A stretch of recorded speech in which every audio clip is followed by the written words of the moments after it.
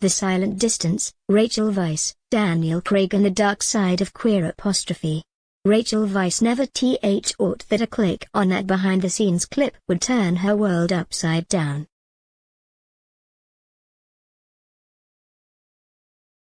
That day, Rachel was in the studio office, preparing for a script review meeting for a new project.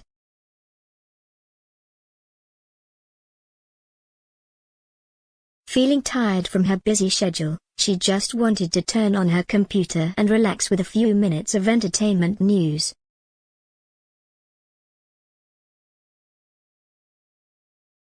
Then, social media exploded. Intimate scene between Daniel Craig and Drew Starkey in Queer is shocking, a sensational headline.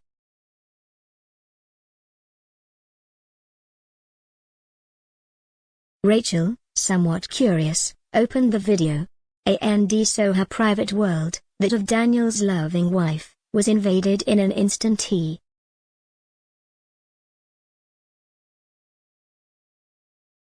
Not by violence, nor by obvious betrayal, but by a vague, confused feeling. They were not husband and wife, they were just characters on film.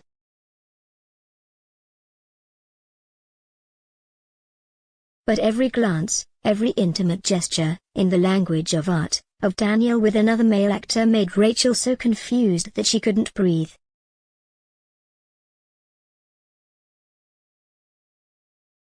The queer moonlight busy one hazy afternoon, Rachel drove back to the beachfront villa where she and Daniel spent their rare days off.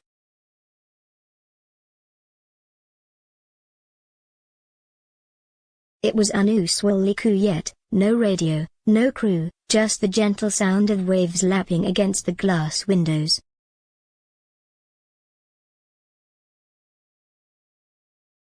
Daniel had returned from the set, his face still showing signs of fatigue from the intense filming.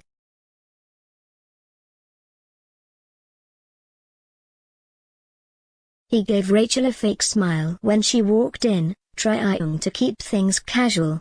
But his eyes weren't strong enough to hide anything.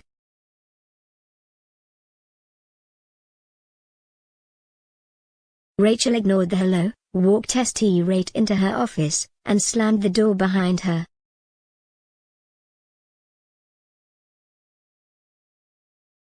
For the next week, there was only a silence between them. Rachel avoided Daniel, at meals, in the hallways, even when they looked at each other in the mirror.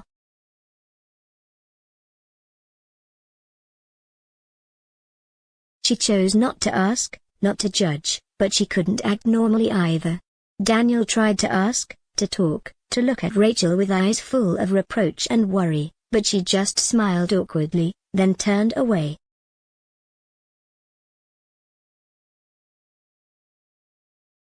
The LDD room, dynamic stop word. Rachel called her personal assistant and asked to use the room they jokingly called LDD, dynamic stop word, where she would be away from all sources of information related to queer.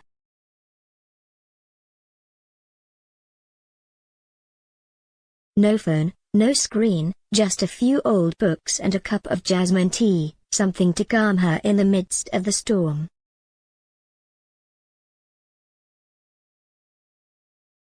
She wrote in her diary every night, asking the hurtful question, "Why do I feel this way? I don't believe Daniel lied."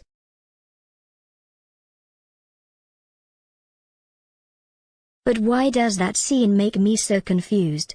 She wrote until she cried. Then she remembered the past, the days when they were in love, loving and affectionate.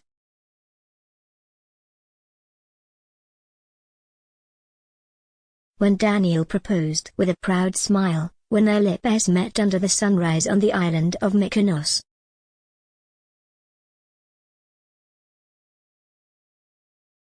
And her heart caught in her throat. Why does this little thing hurt so much?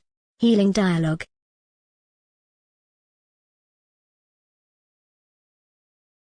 One evening, Daniel knocked lightly on LDD's door, his voice low. "Rachel, we need to talk."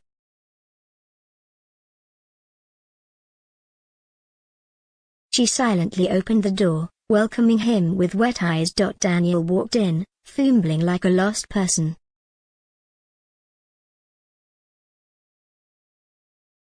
I didn't apologize soon enough.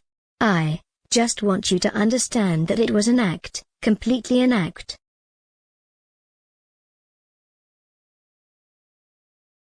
Everything was in the script, in the camera angle, in the lights. Rachel was silent.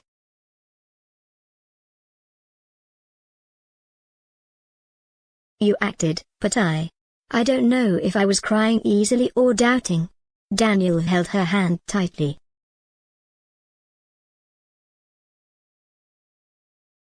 I don't expect you to believe me right away. But I need you to understand, you are the only woman who makes me want to swear true love.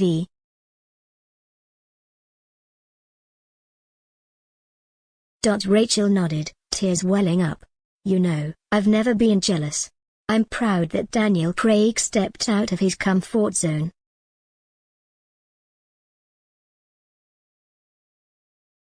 But, she hesitated, but I was afraid that scene would cost me you. He squeezed her hand.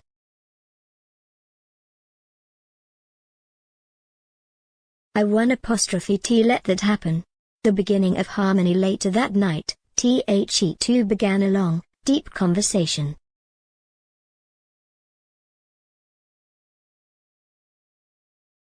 Daniel invited Rachel for a drive out to the suburbs, talking as they went. He told her about the director's trust, about the way they'd set up the scenes, about the artistic intention behind every touch and gaze, that it was to tell an emotional story, not to trap his wife's true feelings.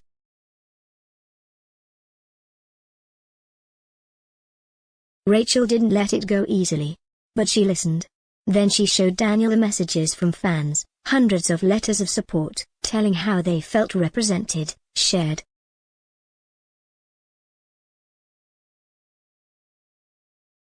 She realized that the scene affected not just the couple, but many others out there, seeking to express themselves.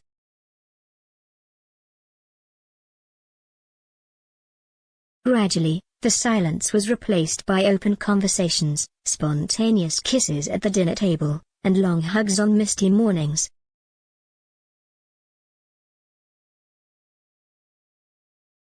Daniel invited Rachel onto the set for the last few days to witness the behind the scenes setup, to show her that she wasn't really being left out.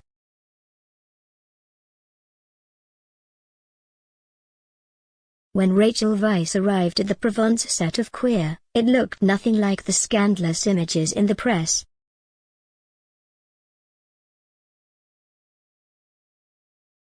She didn't see rooms covered in artificial fog, or the overly intimate banter between Daniel and Drew.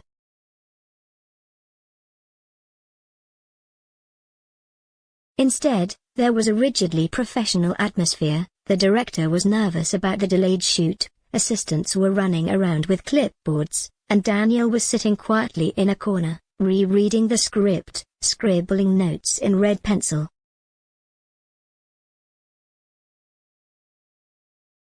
Rachel stood quietly behind the camera. The scene that day was an emotional one. Daniel's character bids farewell to his lover, played by Drew, after a series of days living in hiding during the war.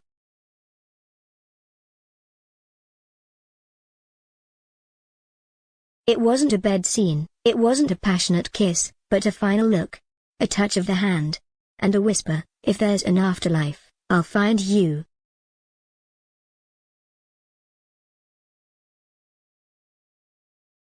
And then, cut.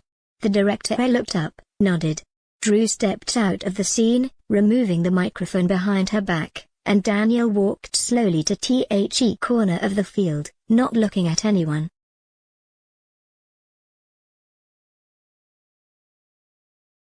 Rachel stood there, silent, seeing him more clearly than ever. These were not the moments of pretending to love as the public labeled.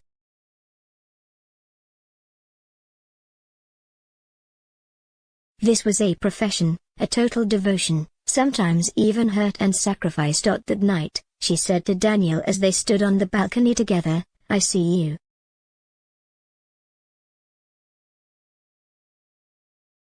I see the actor, not the man in the headlines. Meeting Drew Starkey. The next day, in a simple dressing room with a lighted mirror, Rachel met Drew Starkey.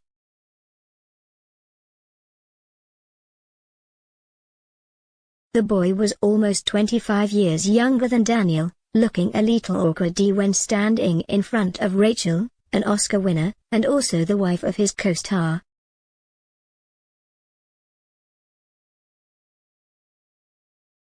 Drew smiled, politely, as if asking permission to enter the world of a respectable person.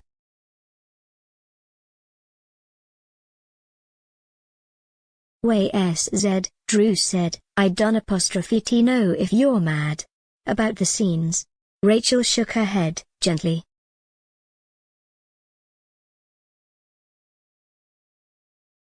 Not mad, Drew. Just surprised. I thought I was stronger when I was dealing with something that seemed like an act.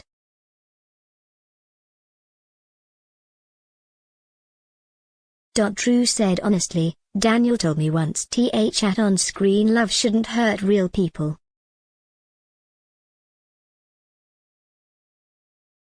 But I think sometimes you can't control it. They were both silent for a few seconds.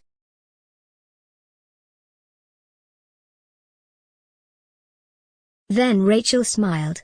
You know, she said, I did a similar scene with Ralph Fiennes, and Daniel was jealous for 3 weeks.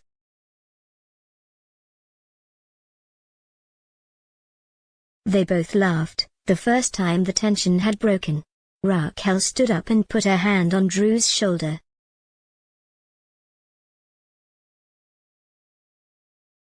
You're a good actor. Just remember, every scene are real people in love.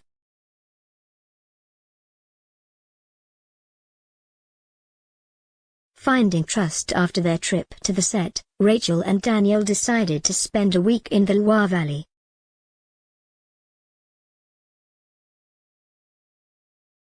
No newspapers, no phones, just the two of them, and 2 books. During the day, they cycled through vineyards, sat in deserted cafes, and at night they watched old movies together.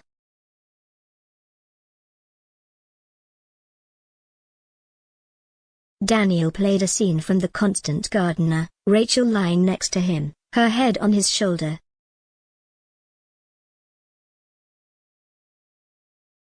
When the screen showed Rachel crying in the desert, Daniel took her hand. You know, he said, when I first saw that movie, I was jealous of Ralph's Justin.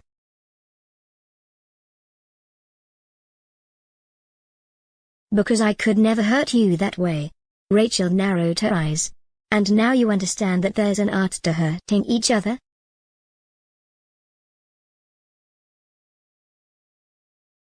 Daniel shrugged.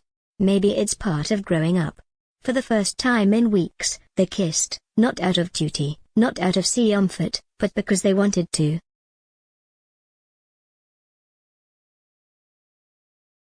On another screen at the queer premiere in London, Rachel Weisz unexpectedly appeared next to Daniel Craig on the red carpet.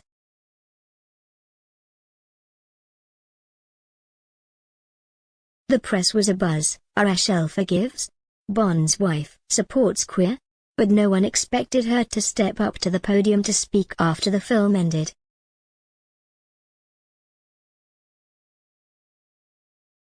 Rachel took the microphone, the lights shining on her face without any hesitation.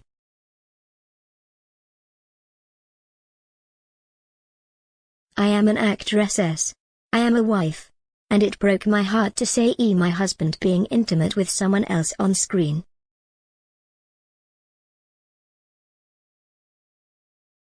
But then I realized, it didn't make me any smaller, it made me realize how much love we had to overcome.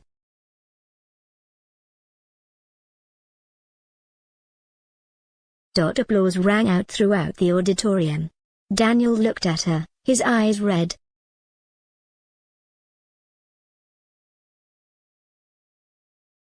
Epilogue. Words in the mirror. The next morning, Rachel sat in front of the mirror, writing a few more lines in her diary.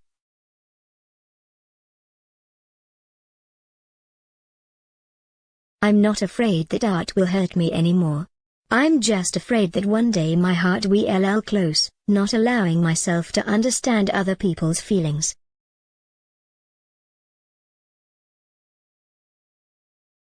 Daniel B. brought a cup of coffee and set it down next to Rachel. "Read it out loud to me," he said.